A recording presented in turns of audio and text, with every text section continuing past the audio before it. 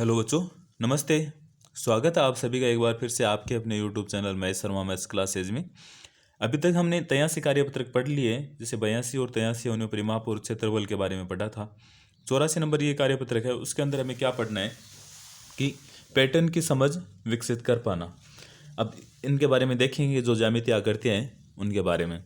तो चलो बिना देरी किए हम आज की क्वेश्चन शुरू करते हैं कि पैटर्न को समझ कर पहचान कर नियम बताइए और आगे बढ़िए। जैसे नियम इसमें दे रखा है, पहले तो यहाँ देखें, एक बार तीर ऊपर है, फिर नीचे, फिर वापस ऊपर, तो इसका मतलब यहाँ क्या आएगा, तीर है वो वापस नीचे की ओर। यहाँ देखें तो वापस ऊपर की ओर, यहाँ वापस नीचे की ओर, यहाँ कैसे आएगा, वापस ऊपर की ओर, यहाँ नीचे की ओर, और यहाँ ऊपर की ओर। यानी एक बार तो नीचे की ओर आ रहा है, एक बार ऊपर की ओर।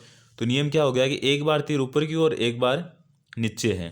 ठीक है, ऐसे यहाँ कि पहले त्रिभुज है, फिर यहाँ देखो जैसे कोई आयत या ये वर्ग हो गया, फिर वृत्त है, फिर वापस त्रिभुज, फिर आयत या वर्ग। इसका मतलब यहाँ वापस वृत्त आएगा। इस तरह से अपन कोई एक वृत्त बना देंगे। अब जैसे वृत्त बना दिया, वृत्त के बाद में तुरंत वापस त्रिभुज आ रहा है, तो ये वापस हमने त्रिभुज बना दिया। अब त्रिभुज के बाद में वापस से ये कोई वर्ग या आयत है, ये आ रहा है। इसके बाद में वापस क्या आ रहा है, ये वृत्त, तो ये बना दिया। अब यहाँ नियम क्या हो गया कि पहले क्या आएगा, पहले त्रिभुज,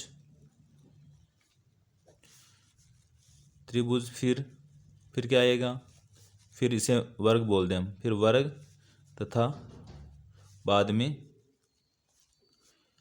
क्या आ रहा है, वृत्त है, बाद में वृत्त है।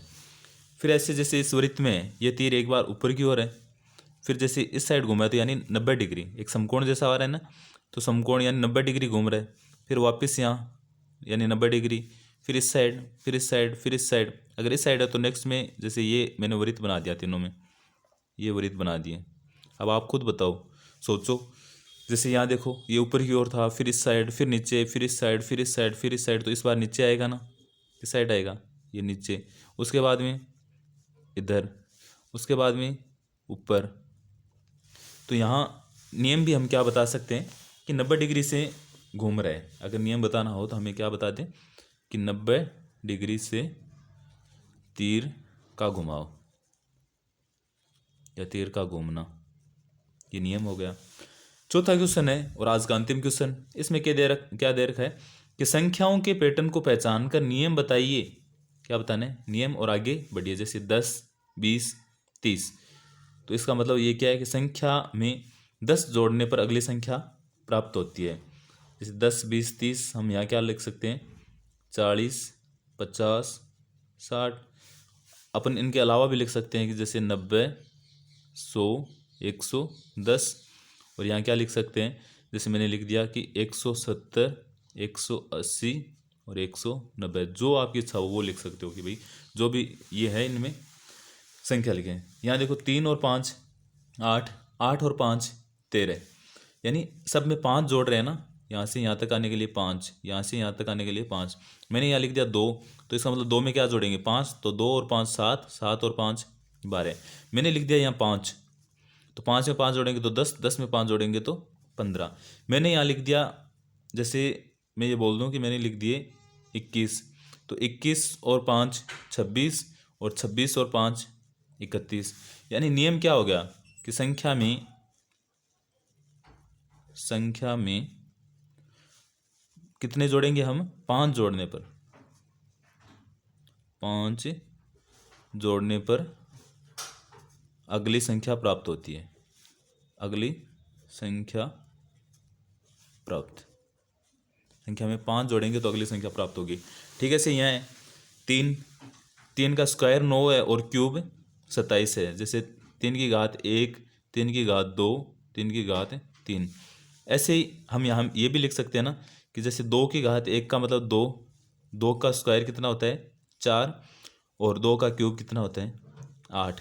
ऐसे ही हमें 4 लिखना हो तो 4 का स्क्वायर 16, और 4 का क्यूब कितना हो जाएगा 64। जैसे ये वर्ग और ये घन।